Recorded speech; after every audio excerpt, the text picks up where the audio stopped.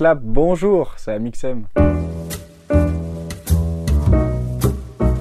Salut, moi c'est Lucas, j'ai 22 ans et je suis étudiant en psychologie à l'Université Lumière Lyon 2. Je suis bénévole porte-parole et président de Nightline Lyon. Pour moi la santé mentale, déjà dans un premier temps on a tous et toutes une santé mentale. Et c'est comme se laver les dents, on devrait tous et toutes en prendre soin chaque jour. Nightline Lyon, c'est une association créée par des étudiants pour des étudiants et étudiantes. Et donc on est une antenne de Nightline France. Et donc on a des bénévoles qui sont formés à l'écoute active et qui tiennent des permanences chaque soir de 21 h jusqu'à 2h30 du matin. Et donc ces bénévoles qui en plus d'être hyper bienveillants, ils respectent 4 principes qui sont la non-directivité, l'anonymat, la confidentialité et le non-jugement.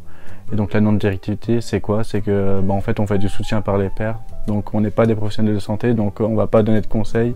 Et que si tu veux parler de ton chat, on va parler de ton chat et on va pas te dire et du coup ton chien, comment il va. C'est quoi les raisons pour lesquelles je peux appeler Nightline Lyon? Je pense pas qu'il y ait de bonnes ou de mauvaises situations d'appeler. Non, c'est vrai qu'à Nightline, on a l'habitude de dire que, effectivement, il n'y a pas de bonne ou de mauvaise raison d'appeler et qu'il n'y a pas non plus de petits ou de grands problèmes. On ne hiérarchise pas les problèmes. Donc, en fait, un ou une étudiante peut appeler en sortant du cinéma pour parler du dernier film qu'il a vu ou parler du stress des examens, des partiels ou de son job étudiant ou de son anxiété, vraiment de tout ce qu'il ou elle veut.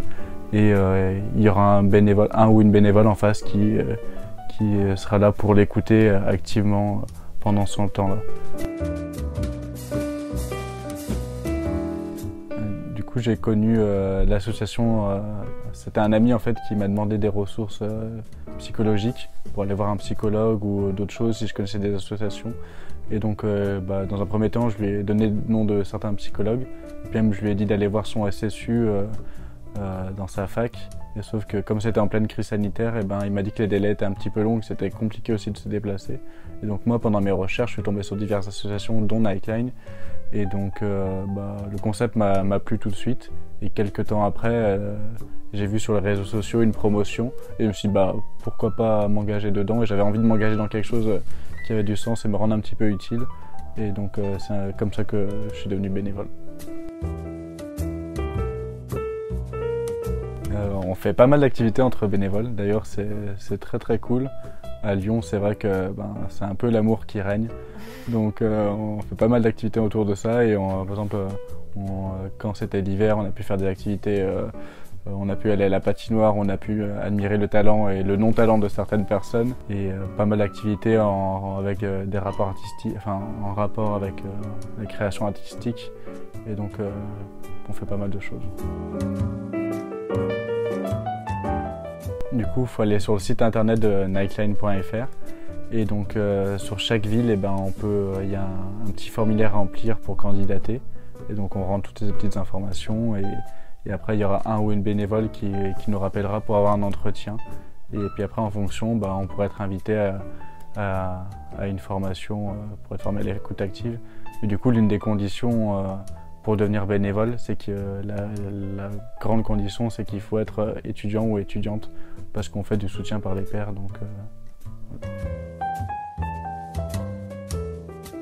Je pense que j'ai juste besoin de montrer ça. Je sais pas si je donne du contexte ou pas. C'est à Lyon et tout, quand on fait des blagues, c'est pas souvent du second degré, c'est très souvent du premier degré. Du coup, avec des bénévoles, on a décidé de se faire tatouer Same.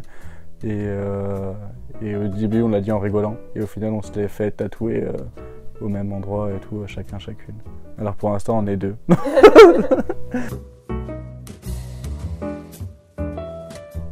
Tarte à la praline, dans un premier temps parce que Sophie, la déléguée territoriale, elle kiffe la praline. Et aussi parce que je suis végétarien, donc c'est compliqué.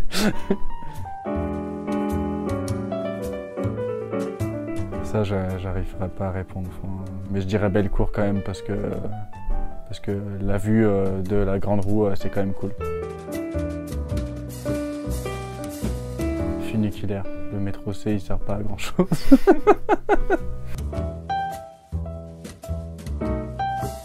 Que c'est une asso superbe où on rencontre vraiment plein d'étudiants d'horizons totalement différents, donc c'est ça qui est hyper enrichissant parce que du coup dans notre cursus on les aurait peut-être pas forcément rencontrés et là en plus c'est des personnes avec des valeurs communes et qui sont très très fortes et qui s'engagent jour et nuit d'ailleurs parfois pour cet objectif-là d'améliorer la santé mentale des étudiants et donc ça en fait une asso plus que cool.